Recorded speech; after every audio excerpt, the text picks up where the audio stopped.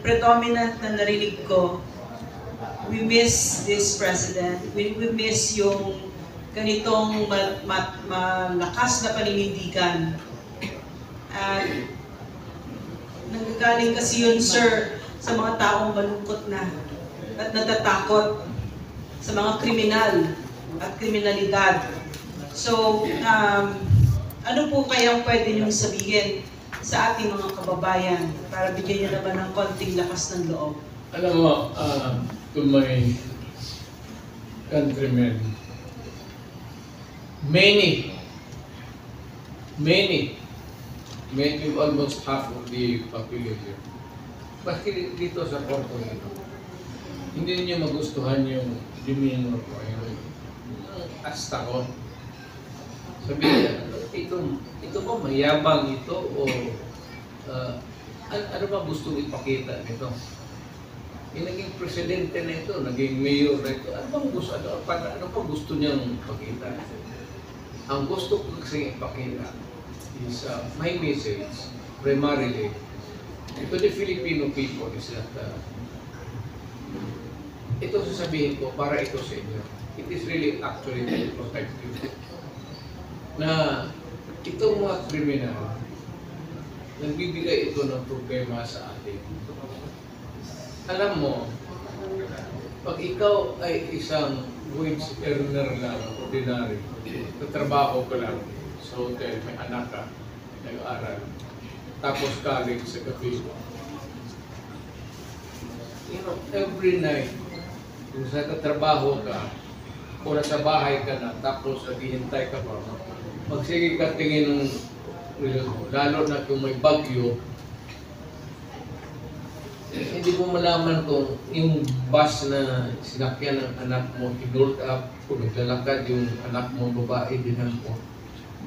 Yung hindi, yung sense of security, wala. Sa Davao, meron talaga. Kasi pag nagkamali ka talaga, isa rin kasi let me be very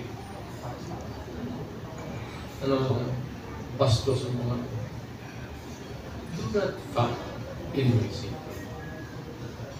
Huwag mong galawin niyang inosenteng tao, lalo na yung mga tao. Pag ginalaw mo yan, hindi ka papalusutin. Yung mayor ako, nang magtanong kayo, I'm sure almost nasa isip. Mayor, ilan ang pinatay ng kriminal sa Davao?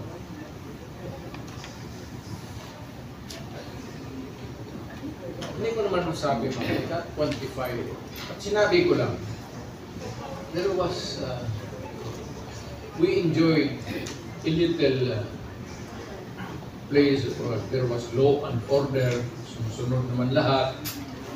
Malinis ang Davao, sumusunod na sinabi ko na huwag natin tiyain ang, maraming bisita dito, pagandahin natin ang Davao. Kayong mga kriminal, umalis na kayo. Nung punta kayo sa ibang lugar, ayun, may sinasabi ako na mga cities, pero out of respeto sa kanila, I will not repeat it.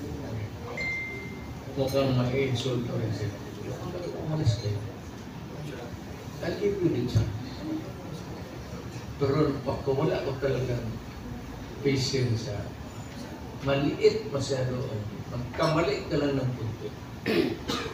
Pagka-criminal ka, may record ka, galing ka sa munti, nakulong ka na.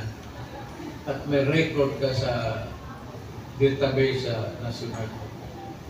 Pag-ingat ka talaga, kasi kung kamali, tatapusin kita.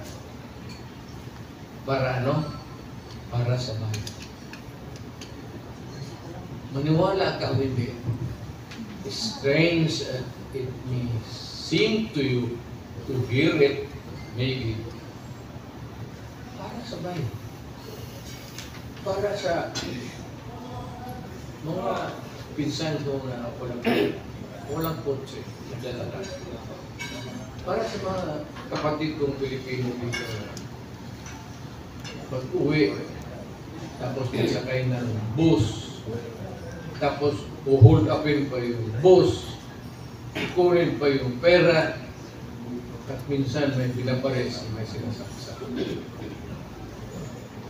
Alam mo, we always pray to God for justice. Diyos ko po, bigyan mo kami ng hustisya. Ngayon, tanungin ko si Diyos, Diyos, kailan kami maghintay? At least bigyan mo kami ng time limit. Pataan mo lang dyan sa pare yung message. Ito yung sagot ko. Uy, Rodrigo, gago ka. Yan. Pero kung wala kang time limit, at magtitiis kami dito araw-araw, may ma-hold up, may ma-rape, may at least one rape is killed a day, one kidnapper killed a day. Minus-minus yung buhay natin dito. Gawin ako mayor dito, diba? Puta, sinagmaliner yung sabihin ko, diba? Hindi na ako makatakbo dito. Katakbo ako ng mayor dito. Minsan ay particular city. Sinabi kong umalis kayo dyan. Bigyan ko kayo ng silong trunk sana. Bilihan ko kayo. Maklaran, marami dyan muna. Maglangoy ka, huwag ka lang ito. Basta langoy ka lang hanggang saan ka mag-abot. Putang ina mo, huwag ka nang bumalik. Do not look back or try to swim back. Kasi naghihintay ako dito. For everything sa barangay captain. Medisina, kung hindi kayo ng barangay captain, tatakbo yan sa deputy mayor. At tapos yung deputy mayor, tatakbo sa mayor. Then the mayor facilitate, tawagan nyo. Sige, dalhin nyo sa ospital. Pero kung ang isang tao, lalo na yung taga-bukid, kung may sakit yan sila, maski malaria, hindi yan siya magpunta diretso. Hesitant yan. Nandiyan, magpunta yan sila, magsakay ng pasahero, magbaba dyan sa harap ng ospital. Minsan, mag-upo lang yan, mag-isip kung paano kalapit doon sa desk o sa information at mapagsabi na meron kaming pasyente. Because nagpaiwan ng feudal system. Kailangan nila ng amo, barangay captain, o deputy mayor, o mayor. Kaya ganon ang politika. Ang politika natin, political system is feudal. Until now.